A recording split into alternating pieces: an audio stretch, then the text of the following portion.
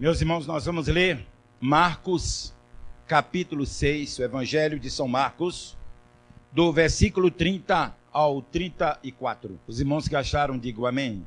Amém. Diz assim, irmãos, a palavra do Senhor. Voltaram os apóstolos à presença de Jesus e lhe relataram tudo quanto haviam feito e ensinado. E ele lhes disse: vinde repousar um pouco à parte num lugar deserto, porque eles não tinham tempo nem para comer, visto serem numerosos que iam e vinham. Então foram sós no barco, para um lugar solitário. Muitos, porém, os viram partir e, reconhecendo-os, correram para lá a pé de todas as cidades e chegaram antes deles. Ao desembarcar, viu Jesus uma grande multidão e compadeceu-se deles, porque eram como ovelhas que não têm pastor, e Amém. Passou a ensinar-lhes muitas coisas. E o povo de Deus diz amém. Eu quero, antes de falar, dizer que eu tenho aqui para os pastores que estão aqui presentes, os pastores, um exemplar desse livro que eu escrevi há 2 anos atrás, Natal, celebração cristã ou festa pagã. Aqui no que nós acabamos de ouvir, nesta noite, na leitura, vemos um episódio interessante. Jesus havia enviado seus discípulos a pregarem por aquelas adjacências, nas aldeias e cidades, e eles foram numa campanha vitoriosa. Voltaram empolgados, contando a Jesus tudo o que acontecera, porque o Evangelho é o poder de Deus para todo aquele que crê. Meus irmãos, não há limites para você apreciar maravilhas, porque o poder de Deus não conhece limites. E aqueles homens voltaram entusiasmados, mas encontraram Jesus no meio de uma campanha intensa, e eles se envolveram também na campanha. E diz a palavra que eles não tiveram tempo de descansar. E o que ocorre? Jesus Cristo chamou a atenção, porque a Bíblia diz que eles não tinham tempo nem de comer. Iam e vinham e não tinham tempo. Jesus viu que eles estavam cansados, eles voltaram de uma campanha, estavam cansados. Então Jesus fez uma proposta: vamos sair e vamos hoje suspender nossas atividades e vamos dar uma descansada. Vocês estão muito cansados, então vamos procurar um sítio tranquilo, com relvas, com árvores, e vamos para lá. E entraram no barco. E a multidão que estava ali ficou frustrada, mas olhou a direção em que o barco ia, e eles foram por terra. E quando o barco aportou naquelas imediações do lago de Genezaré, eles, descendo do barco, encontraram uma multidão. Só de homens havia 5.000, fora as mulheres e crianças. Eu não sei qual foi a reação dos discípulos. Talvez alguém tenha dito: mas esse povo não nos deixa descansar nem um dia. Por que esta gente não vai para casa? A gente não pode nem parar um pouquinho. Não, a Bíblia não registra nada deles, mas registra a reação de Jesus. E diz a palavra que Jesus, olhando aquela multidão, foi movido de uma íntima compaixão daquele povo. Bem, aquele povo estava ali, muitos porque estavam enfermos e queriam ser curados. Outros estavam ali porque estavam com vontade de ouvir a palavra. Outros porque estavam com problemas financeiros. Outros com problemas no lar. Problemas de todas as ordens. O povo de Israel, naquele tempo, naquele momento, estava passando por uma situação difícil, porque eles estavam sob o domínio do Império Romano e eram cobrados pesados impostos, e eles estavam enfrentando dificuldades financeiras muito sérias. Então, Jesus Cristo teve compaixão daquela gente. Mas a Bíblia aqui ressalta um ponto muito interessante. Jesus não diz que Jesus teve compaixão porque eles estavam doentes, nem porque eles estavam dominados por um governo estrangeiro, nem porque eles estavam numa situação financeira difícil, nem por qualquer outra razão. Mas diz assim: e vendo Jesus as multidões, moveu-se de íntima compaixão, porque eles eram como ovelhas que não têm pastor. Vocês prestaram atenção para isso? Para Deus, meus amados irmãos, mais do que o problema financeiro, que é seríssimo na vida de qualquer família, de qualquer pessoa. O problema da fome, o problema do emprego, o problema da liberdade, acima de qualquer outro problema. O maior problema do homem é não ter pastor. Quem disse foi Jesus, não fui eu não. Foi ele quem disse. Ele desconheceu os demais problemas. Não é que Deus não se interessa. Deus se interessa sim pelos nossos problemas, pelas nossas angústias, pelas aflições que passamos, pelas enfermidades que nos perturbam tanto. Jesus está vendo a situação deste Brasil, as drogas que campeiam, alimentando a violência, os lares que se desfazem, a crueldade, a violência que aumenta dia a dia. Mas, meus prezados, tudo isto tem uma causa, é uma causa espiritual. O homem divorciou-se de Deus. E porque divorciou-se de Deus, o inimigo tem encontrado um terreno fértil para lançar um pai contra filho, filha contra mãe, e assim por diante, amigo contra amigo, companheiro contra companheiro. A ganância vai se exacerbando no coração das pessoas de tal forma que os ganhos, por maiores que sejam, não satisfazem. E aí nós vemos envolvido pessoas relacionadas com as autoridades, não é?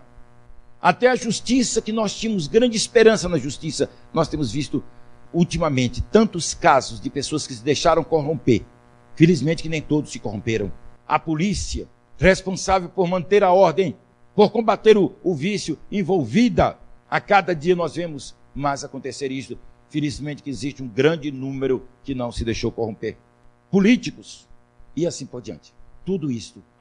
Disse Paulo na carta, escrevendo a Timóteo: o amor ao dinheiro é a raiz de todos os males. Ele não disse de alguns, não. Ele disse de todos. Não é o dinheiro que é a raiz de todos os males. É o amor ao dinheiro. Porque, meus prezados, um observador fez disse uma coisa muito interessante. Ele disse: o problema de hoje é que os homens amam as coisas e usam os homens, usam as pessoas.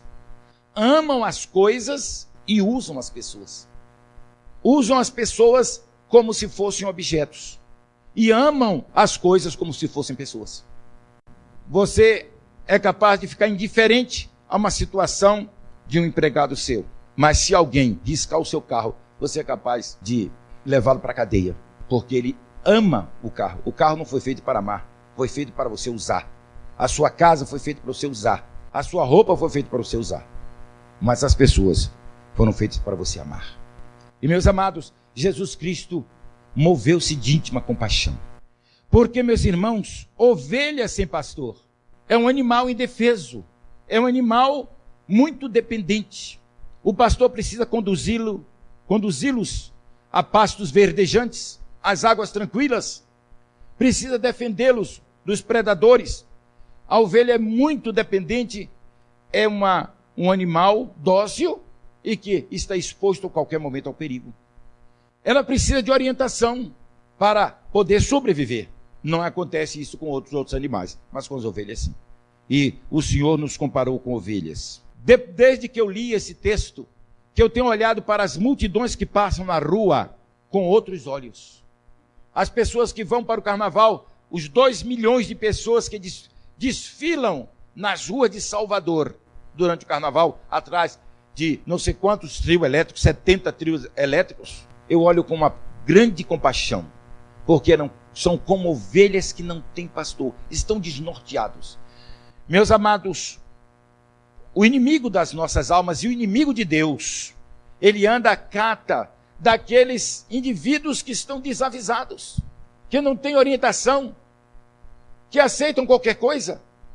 Qualquer religião está boa, qualquer crença serve. Hoje ele crê nisso, amanhã ele crê numa coisa completamente contrária àquilo que ele cria, e depois aparece uma novidade, ele vai atrás, e ele não tem firmeza de nada.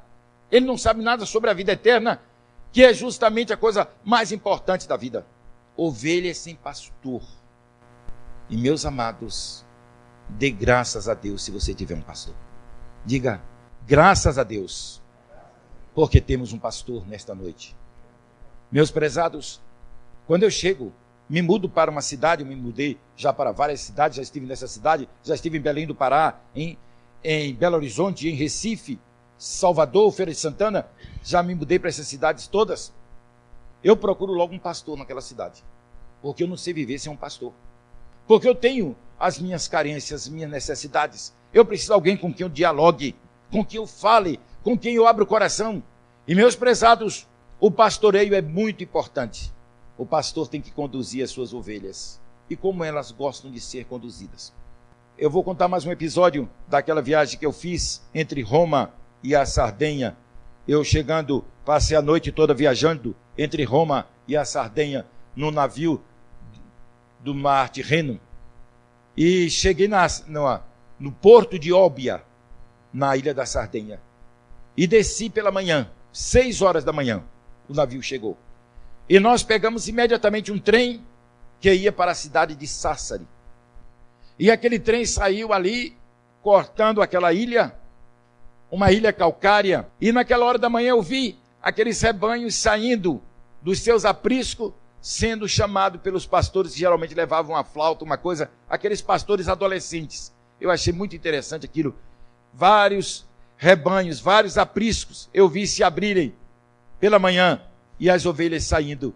E eu estive notando como elas são carentes de uma direção de um pastor para irem seguindo.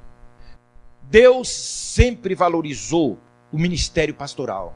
Quando o povo de Israel pediu um rei, Deus atendeu o povo e escolheu um rei segundo o coração do povo. O povo queria um rei. Então Deus escolheu um homem alto, bonito, guerreiro, valente, jovem. E o povo disse, é esse que nós queremos. Esse é o homem que nós queremos. Este sim, o povo aplaudiu Saul. E Saul assumiu o reinado de Israel. Mas dentro de pouco tempo, Saul foi um desastre para aquele povo. E Saul afastou-se do Senhor. E um espírito maligno tomou conta da sua mente. E Saul morreu, suicidou-se de uma maneira trágica, triste e terrível. Então, Deus disse a Samuel, vai à casa de Jessé e eu te mostrarei aquele que escolhi para ser o rei de Israel. E Samuel foi à casa de Jessé, levou o vaso de azeite para consagrar o rei, o novo rei. E então foi desfilado diante dos olhos de Samuel, os filhos de Jessé. E ele escolheu aqueles mais altos, mais bonitos, mais fortes, mais simpáticos. E Deus dizia, não é este. Vinha outro, não é este. Vinha outro, não é este. Até que todos os filhos passaram. E Samuel perguntou, não tem mais ninguém? E Jessé disse, tem um. Está lá no campo, tomando conta das ovelhas. E Samuel mandou chamá-lo. E ele veio. Era o menor de todos, ainda jovem, ruivo. E Deus disse, é este. E Samuel não hesitou. E ungiu a Davi, rei de Israel. Mesmo Saul ainda estando reinando, antes da morte de Saul. Meus amados, Davi foi chamado homem segundo o coração de Deus. E o que significa isso? É que Deus disse, agora eu vou escolher um homem segundo o meu coração. Vocês escolheram o outro segundo o coração de vocês. Agora eu vou escolher um homem segundo o meu coração. E Davi foi um homem segundo o coração de Deus. E nós sabemos a história de Davi, como Davi entrou para o plano da salvação. Jesus foi chamado filho de Davi. E no fim lá do Apocalipse, depois de tudo encerrado, depois da vitória concretizada, depois de aparecer a Nova Jerusalém, de tudo já feito, Jesus se levanta e diz, eu sou a raiz e a geração de Davi, a resplandecente estrela da manhã. Ele mostrou o seu relacionamento com Davi e com a humanidade, mesmo depois da glória. Deus entrega o seu povo a pastores, homens que têm o coração de pastor. Quando Israel estava lá no Egito, cativo de Faraó, Deus precisava de alguém para libertar aquele povo e levá-lo para a terra que Deus havia prometido a Abraão, a terra de Canaã. Então Deus levantou um garoto, uma criança que foi salva por milagre. E Deus colocou Moisés para fazer um curso de estadista no palácio de Faraó. E durante 40 anos Moisés aprendeu tudo o que um estadista precisava aprender. Moisés estava sendo preparado para assumir o trono do Egito. A filha de Faraó havia adotado Moisés como seu filho. E ele foi instruído, diz a Bíblia, em toda a ciência do Egito. Para que os irmãos tenham uma ideia, o Egito tinha uma civilização tão avançada que até hoje os médicos não conseguem fazer um embalsamamento como os egípcios faziam. Embalsamamento de durar 4.000 anos. Os médicos não sabem que processo eles usaram, até hoje ninguém sabe. Como eles construíram aquelas pirâmides, colocando blocos imensos de pedra lá em cima. A civilização egípcia era número 1 no mundo. O Egito estava no auge. E Deus preparou Moisés, levou Moisés para ser preparado ali, na casa de Faraó, conhecendo tudo, leis, regras militares, sobre economia, sobre tudo. Moisés foi treinado. 40 anos depois, quando Moisés estava pronto para estruturar uma nação como Deus queria que fosse estruturada, Deus disse: agora você vai fazer um curso de seminário. Você vai lá para a fazenda de um homem chamado Jetro, lá distante, na terra de Moabe, e você vai fazer um curso de seminário. E Moisés começou, casou-se com a filha daquele homem, de Jetro. Passou 40 anos cuidando de ovelhas. E depois de 40 anos de Moisés conviver no campo com as ovelhas, de cuidar de cada uma delas, de tratar das ovelhas, de conduzi-las aos pastos verdejantes, às águas tranquilas, Deus disse: agora, Moisés, você está pronto, vá libertar o meu povo. E Moisés foi e libertou o povo das mãos de Faraó e levou aquele povo para o deserto. Agora Moisés estava pronto para enfrentar as intempéries do deserto, para conduzir um povo pelo deserto e também para estruturar uma nação à altura das grandes nações. Quando o povo de Israel entrou no deserto ao sair do Egito, era uma massa de homens, mulheres, crianças, animais, diz lá no livro de Êxodo, no capítulo 13. Saiu aquela massa, aquela mistura, animais, gado, com crianças, com mulheres, com homens.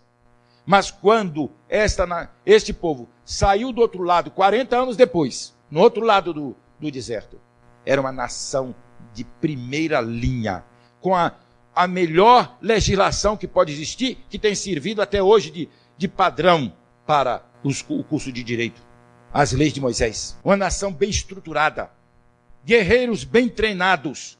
E até hoje Israel dá um exemplo aí de nação de primeiro mundo, porque foi estruturado por um homem que Deus mandou preparar no palácio de Faraó, e também um pastor. Deus não entregaria o seu povo somente a um estadista, mas Deus entregou. Ele teve que fazer um curso de pastorado, aprender a pastorear ovelhas.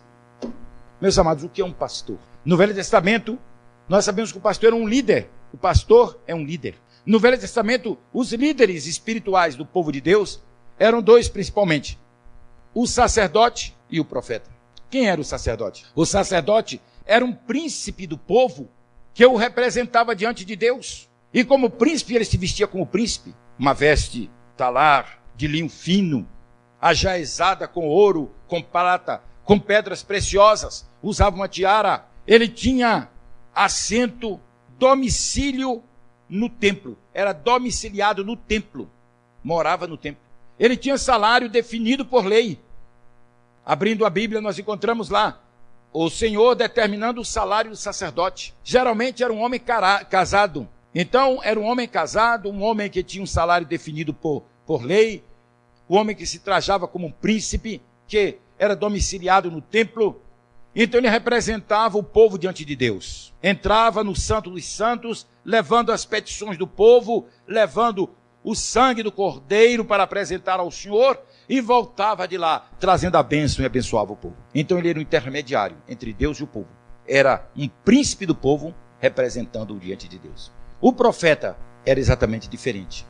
O profeta geralmente não era casado, suas vestes eram de couro de camelo, sandálias nos pés, o alimento dele é frugaz, não tinha salário, não tinha domicílio definido. Hoje ele estava aqui, era um homem que estava à disposição inteira de Deus. Ele era um homem, um príncipe de Deus para o povo.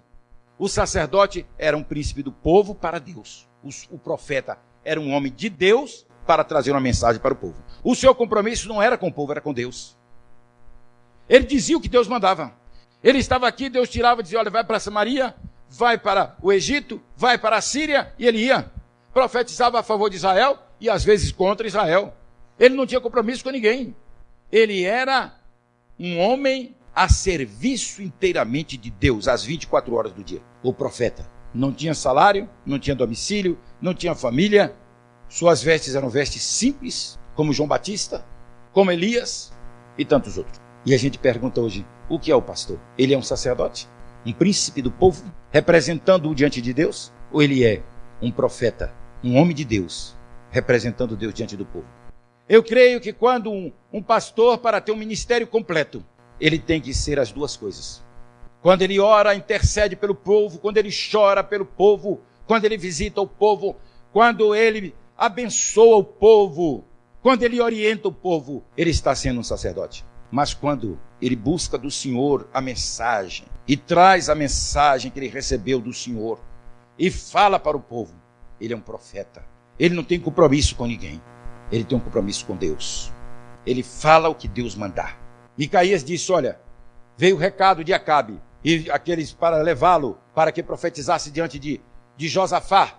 Acabe e Josafá estavam sentados para uma guerra e queriam saber a opinião. E todos os profetas diziam, olha, pode subir, vai, que Deus vai entregar os inimigos nas tuas mãos. Foram chamar Micaías e Micaías veio e disse, olha, todos os profetas estão profetizando que Deus vai dar a vitória. Tu deves dizer a mesma coisa. Ele disse, vive o Senhor, que eu direi o que Deus me mandar, seja o que for. E chegando lá, quando perguntaram para ele o que devia fazer, ele disse, se tu fores, cairás morto e não voltarás e serás derrotado, contrariando a todos os profetas. O rei indignado mandou prendê-lo e disse, prenda este homem até eu voltar. Ele disse, se voltares, porque se voltares, Deus não falou por mim, mas se não voltares, todos vão saber que Deus falou. E naquela batalha, Acabe caiu ferido e morto, e Micaías foi honrado como profeta do Deus vivo. Meus amados, pastor Carlos, haverá momentos que o irmão terá que profetizar contrariando todo mundo.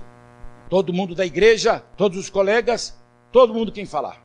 O irmão vai receber a mensagem de Deus, se buscar, Deus dará. Haverá momentos em que o irmão terá de visitar este povo, chorar com esta gente, trazer uma palavra de consolação. Jesus teve pena daquela multidão, porque eram ovelhas que não têm pastor. Quem não tem pastor é uma pessoa desolada. O homem é um ser desolado. Desde que o homem se afastou de Deus lá no Éden, que ele é um ser desolado. Ele tem tudo e não tem nada. Ele vive conquistando vitórias e não se sente seguro, porque falta a base, o Deus vivo, que garante a vitória, que sustenta o homem em qualquer situação.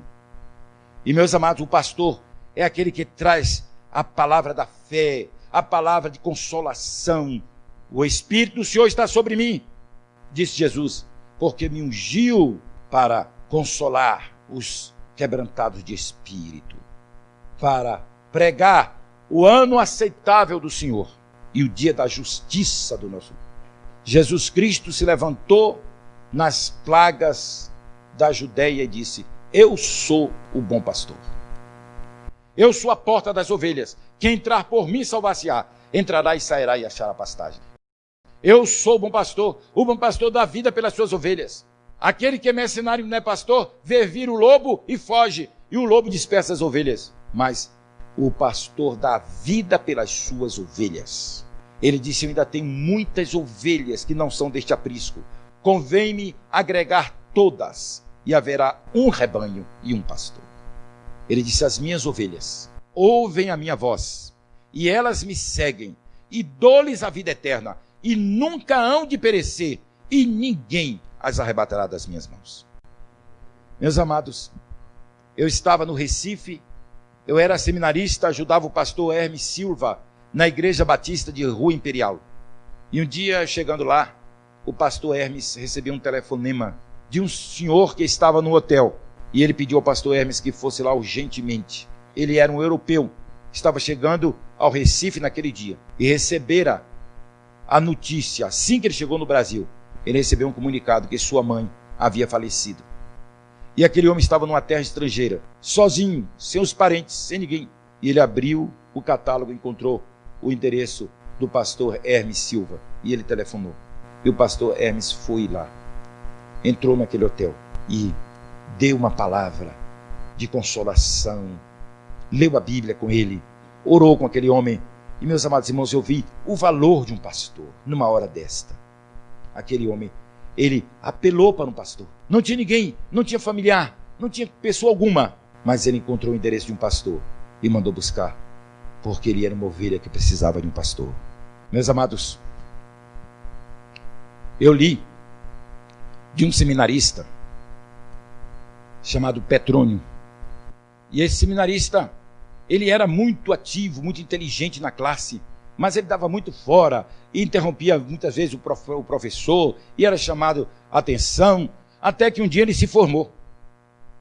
E os colegas todos disseram: nós vamos assistir o exame que vai ser feito deste colega, o exame para ser consagrado ao ministério.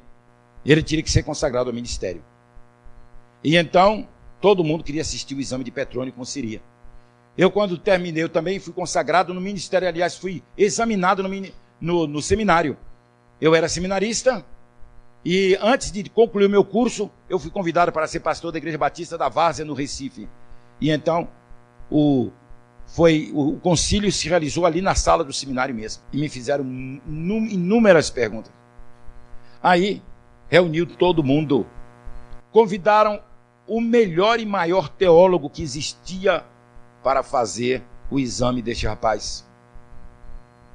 E ele estava tremendo. Os colegas todos disseram: vamos assistir o exame de Petrônio. Cada um levou logo a sua canetinha, o seu lápis para anotar aquilo que ele haveria de ser perguntado. E todo mundo estava sentado. Ali a banca, os professores, os pastores que iam examinar e o examinador oficial. E estava ali os seus colegas todos.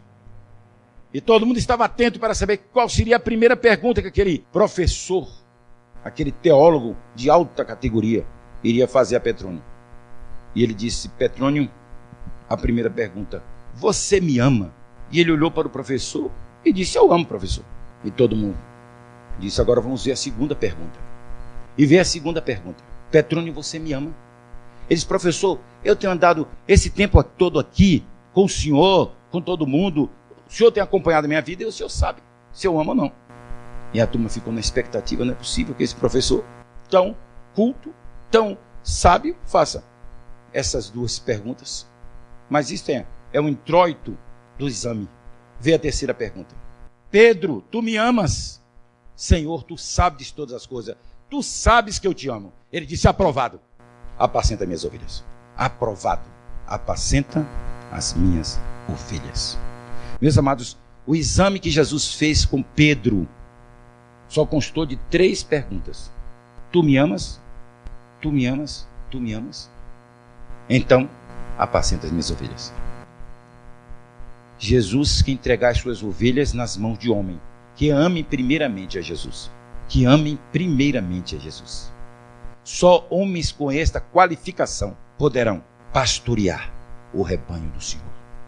Que coisa maravilhosa é quando uma igreja encontra um pastor que realmente ama Jesus.